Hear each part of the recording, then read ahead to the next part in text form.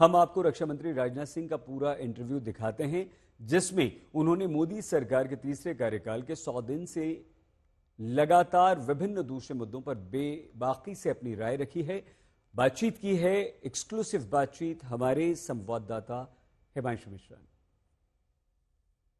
हमारे साथ बातचीत करने के लिए देश के रक्षा मंत्री राजनाथ सिंह आज मोदी सरकार के 100 दिन पूरे हो रहे हैं, इस पे हमारे साथ बातचीत करेंगे और ये भी बताएंगे कि सरकार की 100 दिन की उपलब्धियां क्या हैं। सर, बहुत बहुत नमस्कार आपका आज तक के साथ बातचीत करने के लिए। सर, ये कोइंसिडेंस है कि प्रधानमंत्री नरेंद्र मोदी जी का जन्मदिन भी है और सरकार के 100 दिन भी पूरे हो रहे हैं। ये मैं समझता हूं कि बहुत ही एक शुभ लक्षण है कि जब इस तीसरे टर्म की सरकार के 100 दिन पूरे हो रहे हैं, उसी 100 दिन पूरे होने की का जो अंतिम दिन है, 100वें दिन, वही दिन हमारे प्रधानमंत्री की का जन्म दिवस भी है। पहले तो मैं प्रधानमंत्री जी को जन्मदिवस की हार्दिक शुभकामनाएं देना चाहता हूं और यह कोई इंसिडेंस मैं मानता हूं कि यह शुभ लक्षण है कि हम विकसित भारत के जिस लक्ष्य को प्राप्त करना चाहते हैं 2047 तक, उस विकसित भारत के लक्ष्य को प्राप्त करने में निश्चित रूप से हमें कामयाबी मिलेगी, ऐसा मेरा पक्का विश्वास है। सर, क्या उपलब्धियां हैं इस 100 दिन की आपकी सरकार की? देखिए, 100 दिन की उपलब्धियों के लिए मैं चर्चा करूं तो लंबा समय लगेगा, लेकिन कुछ बातें मैं आपके सामने जरूर रखना चाहूंगा। एक तो आपको मालूम है कि 7 लाख की आमदनी जिन लोगों की है, उनको टैक्स में, इनकम टैक्स में छूट दी गई है पूरी तरह से।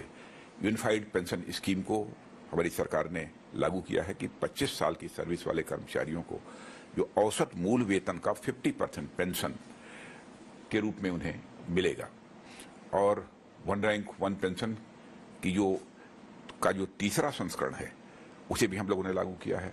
प्रधानमंत्री आवास योजना के अंतर्गत भी हम लोगों ने लगभग 3 करोड़ से अधिक नए घर बनाने की भी स्वीकृति दी है।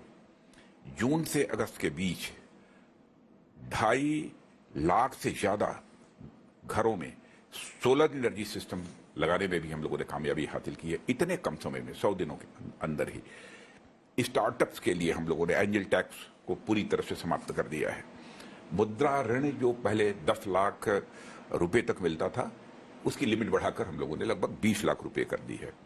ये एमएसएमईज के छोटे व्यापारियों के लिए, बहुत छोटे व्यापारी जो हैं, उनको बिना गारंटी के ऋण भी मुहैया कराया जाएगा। माने उद्योगों का विकास भी, छोटे उद्योगों का विकास भी तेजी के साथ हो, इस लक्ष्य को ध्यान में रखते हुए। और केंद्र सरकार ने लगभग 15,000 से अधिक रोजगार के नए अवसर विकसित करने की भी इसी बीच जो है घोषणा की है। और लखपति दीदियों के बारे में आप जानते होंगे, कोई छोटी बात नहीं है।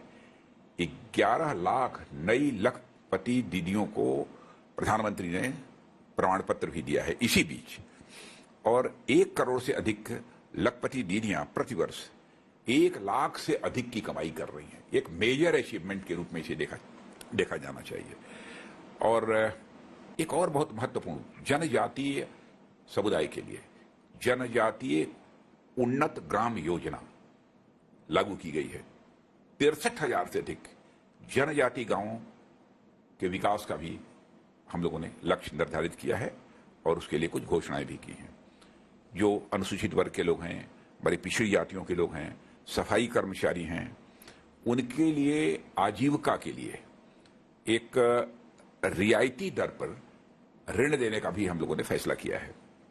और एक बहुत ही महत्वपूर्ण बात, जिनकी आयु 70 वर्ष से ऊपर हो गई है, चाहे किसी भी इनकम ग्रुप के क्यों न हो, किसी भी जाति, पंथ और मजहब के क्यों न हो, उन्हें आयुष्मान भारत की सुविधा मुहैया कराई जाएगी। यानी 5 लाख रुपए तक निःशुल्क चिकित्सा प्रतिवर्ष उन्हें मुहैया कराई जाएगी। जहां तक डिफेंस का प्रश्न है, चूंकि मैं रक्षा मंत्री हूं, स्वाभाविक रूप से मैं रक्षा मंत्रालय की मैं बात यहां करना चाहूंगा। लगभग 1.5 लाख करोड़ रुपए से इसी 100 दिन के अंदर 1.5 लाख करोड़ रुपए से अधिक के डिफेंस आइटम्स के एक्विजिशन के लिए, माने उनकी खरीद के लिए हम लोगों ने डिफेंस एक्विजिशन काउंसिल के द्वारा जो है क्लियरेंस दी है। एक बहुत ही मेजर अचीवमेंट है। और आत्मनिर्भर भारत के लक्ष्य को भी प्राप्त करने की दिशा में आपने देखा होगा हम लोग बहुत तेजी से आगे बढ़ रहे हैं। लगभग 501 ऐसे आइटम्स हैं जिनकी हम लोगों ने पहले ही इंडिजिनाइजेशन लिस्ट में घोषणा कर दी थी कि चाहे जो भी हो, चाहे जो भी परिस्थिति हो, हम इन सारे डिफेंस आइटम्स का निर्माण भारत में ही करेंगे और भारतवासियों के हाथों से ही करेंगे। और हमारी जो पब्लिक सेक्टर अंडरटेकिंग्स हैं उनमें जो एलआरयूज हैं, जो हमारी लोकल रिप्लेसमेंट यूनिट्स होती हैं, उनमें भी लगभग 5000 से अधिक आइटम्स पहले ही हम घोषित कर चुके हैं। और इधर हम लोगों ने 346 आइटम्स को पॉजिटिव इंडिजिनाइजेशन लिस्ट में उन्हें घोषित किया है। इसका मतलब कि उसे हम हर सूरत में भारत में ही बनाएंगे और भारतवासियों के हाथों बनाएंगे। और यह सब सारा जो किया है डिफेंस के संबंध में, वो भारत को हम रक्षा के मामले में पूरी तरह से आत्मनिर्भर बनाना चाहते हैं। ये बहुत बड़ा ये लक्ष्य है। और आज हमारी स्थिति यह हो गई है कि हम दुनिया के लगभग हम मोर देन 100 कंट्रीज को हम कुछ न कुछ आइटम्स, डिफेंस आइटम्स जो एक्सपोर्ट भी कर रहे हैं। सर, लेकिन आप इतनी उपलब्धियां बता रहे हैं, विपक्ष ये कह रहा है कि सरकार जो है वो पहले 6 कदम चलती थी 10 सालों में, अब 4 कदम आगे जाती है, 2 कदम पीछे आ जाती है।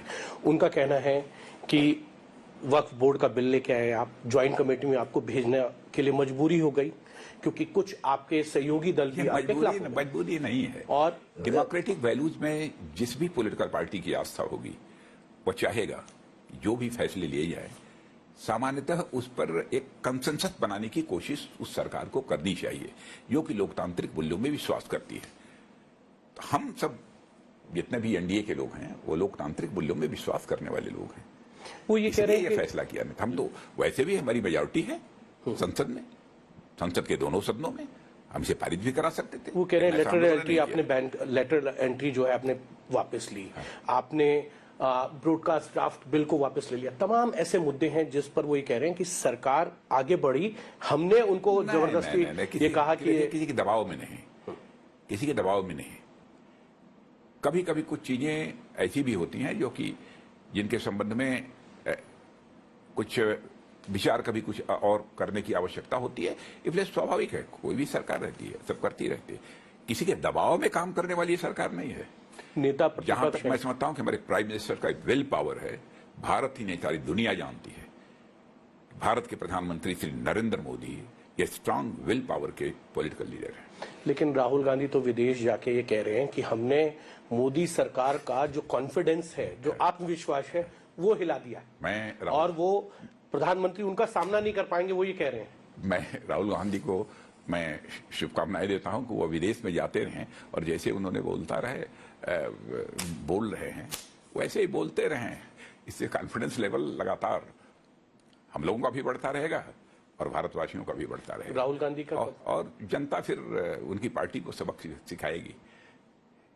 सर, इस बार लोकसभा चुनाव की, लेकिन मैं ये कहना चाहता हूं कि अंतर्राष्ट्रीय जगत में भारत की प्रतिष्ठा को उन्होंने धूमिल करने का काम किया है। ये बड़ा गंभीर आरोप है।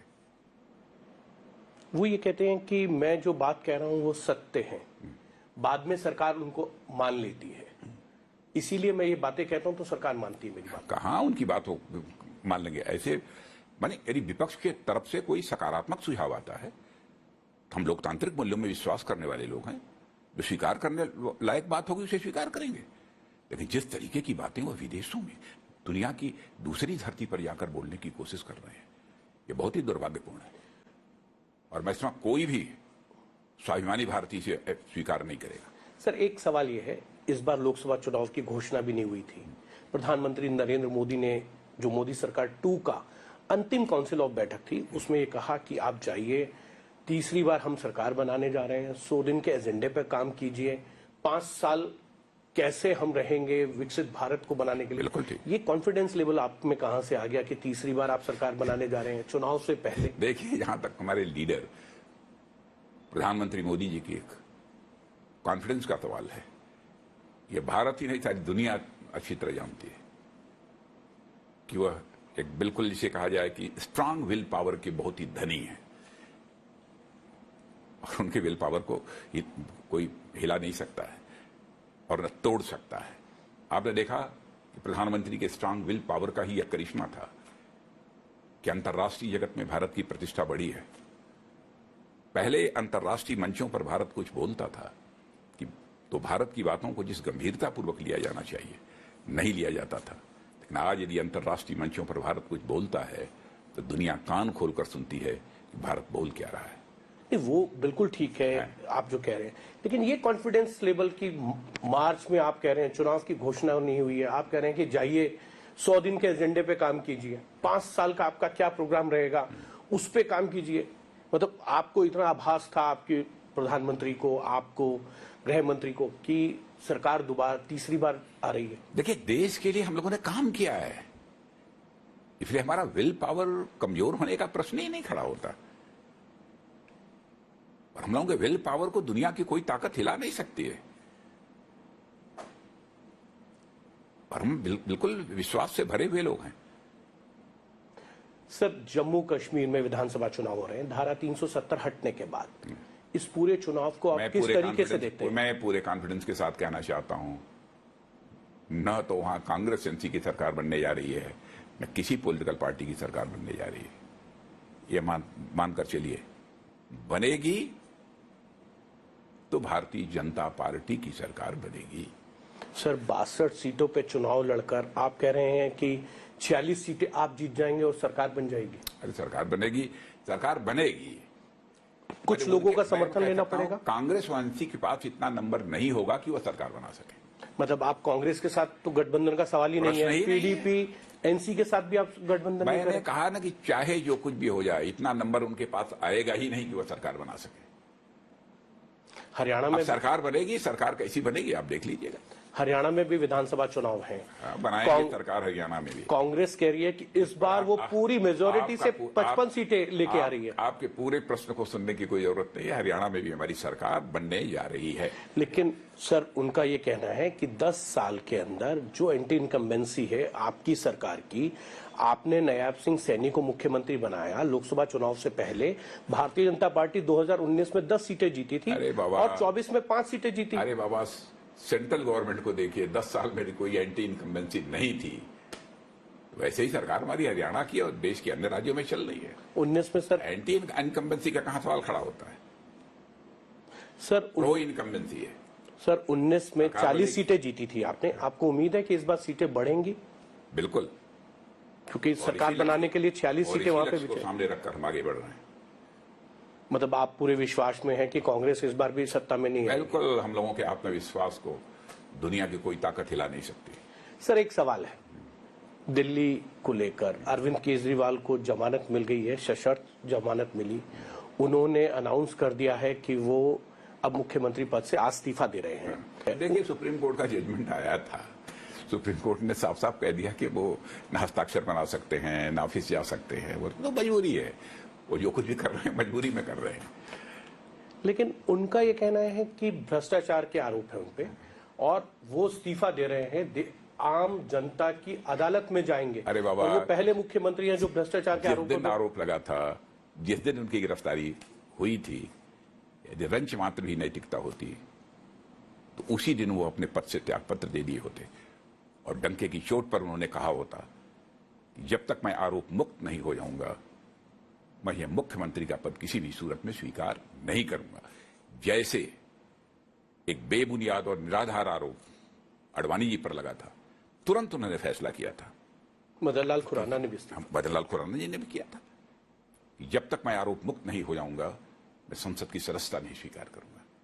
यह होती है विल पावर। लेकिन वो तो ये कह रहे हैं, साथ ही साथ मॉरल वैल्यूज के प्रति कमिटमेंट इसको कहते हैं। लेकिन वो तो ये कह रहे हैं कि वो जनता की अदालत में जाएंगे, दोबारा चुनाव जीतकर फिर से मुख्यमंत्री बन जाएंगे। अरे क्या होगा वो तो भविष्य बतलाएगा। जनता की अदालत में तो जाना ही पड़ेगा, कोई भी राजनीतिक पार्टी है वो तो जाना ही पड़ेगा जब भी चुनाव होगा।